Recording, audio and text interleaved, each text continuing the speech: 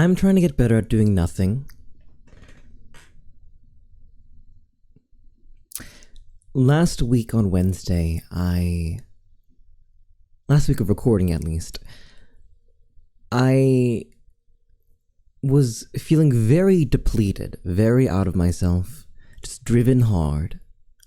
And I needed to take the whole day off. I called off of my responsibilities at the college. I said, hey, no video, no stream today.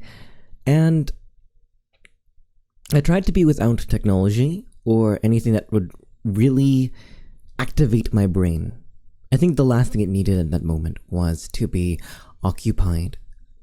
I think no matter how painful it was going to be, my brain needed to sort of sit in isolation for a little bit. It was too reactive, it was too sensitive, you see. When I was just existing, simply from waking up to going to bed on Wednesday, I felt as though I was needed, but not in that good, oh, somebody needs me, I'd be happy to help them, but I was needed in the way that one needs you to grasp their hand and not let go or else they will fall and die. And that could be a manifestation of my anxiety. It could also be that I had just exhausted myself from the past 2 days of being particularly excitable and energetic. In either case, even on the day that I called to be a rest day, I ended up recording and editing one of these for Thursday. And I wonder why I'm exhausted. We're constantly doing little things throughout our entire day. Things that enrich our lives, things that might make us hate ourselves in the morning, but ultimately things that require effort. And if we start really early with those things, we can exhaust ourselves really early on. I've gotten into the habit of waking up at around 7 o'clock. Naturally, my biological clock wakes me up then. And I'm struggling to figure out what I'm supposed to do with my phone. Because how else am I supposed to check the time in the morning? But also, if I have my phone, I have Twitter, and I have YouTube.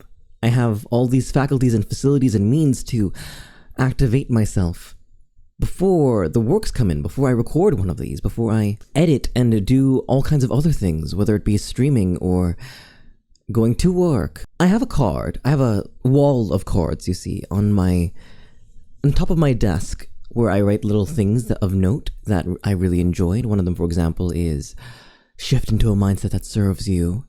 You know, all these little truisms that you use to sort of orient yourself when things aren't as simple. You know, having a step-by-step guide right in front of you when you're completely lost can help you. One of my notes is, how am I going to feel at 5 p.m. after doing all of this? And I don't want to feel exhausted. I don't want to feel tired. I don't want to feel as though I'm strung out on both ends from doing so much work and play before 5 p.m. that I'm just dead on the water. But I'm realizing that to a small extent, that's going to require effort as well, right? It's going to require me a little bit of self-control or just deprivation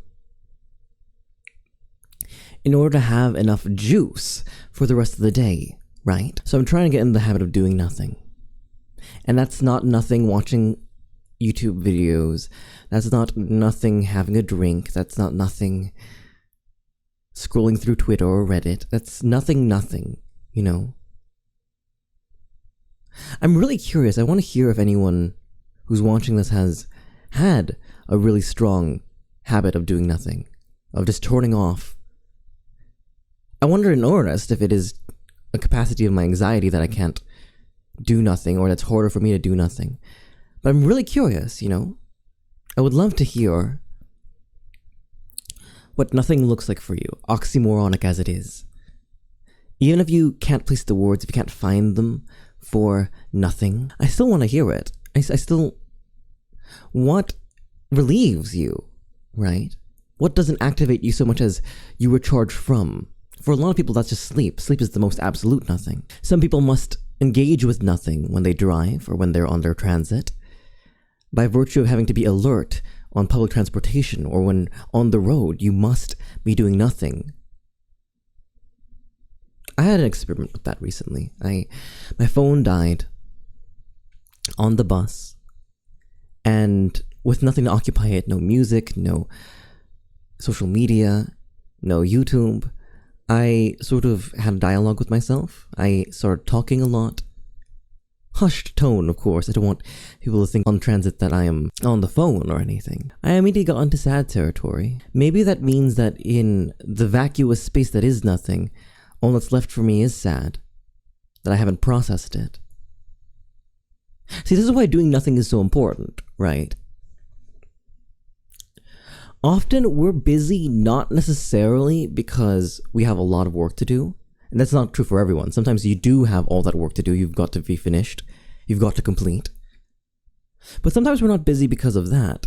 Sometimes we're busy because we're running from something, or don't want to interact or engage with something. So there is that.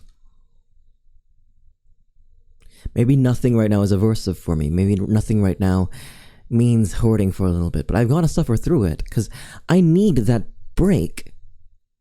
I need that pause. I need that safe space paused zone for me to process through everything. And for me to exist briefly before having to be a person in the morning, right? You would never start your workday from bed. You would never. You weren't. If you're not being paid, then why are you worrying? But we're already doing some kind of work when we open our phones that early, right? I did chores just now. I collected the garbage, I scrubbed the dishes, I tossed it out. And I can't say that that's much better. It didn't feel much better. In fact, it might have felt a little bit worse than being on my phone, but let's make let's make an experiment out of this. I'll put in the description whether or not today was overall better or worse for my having abstained. And we'll see how that goes. In before, I say, actually today was much worse. There is a kind of culture we've built around productivity, isn't there? As far back as maybe like 1500s through 1700s, as far as I can tell, but it's always been virtuous to do work, but I think especially so it has become the marker of a good, decent person to do a lot of work. We've attached a value assignment to doing work. But those value assignments, those especially cultural ones that reach beyond your immediate circle or your immediate doings, are often misaligned, misguided. What's so important about you being productive in that day, unless it's what you want? If I wanted to relax that day, and I couldn't help but be productive, I must have failed. Ding, ding, ding, 10 minutes.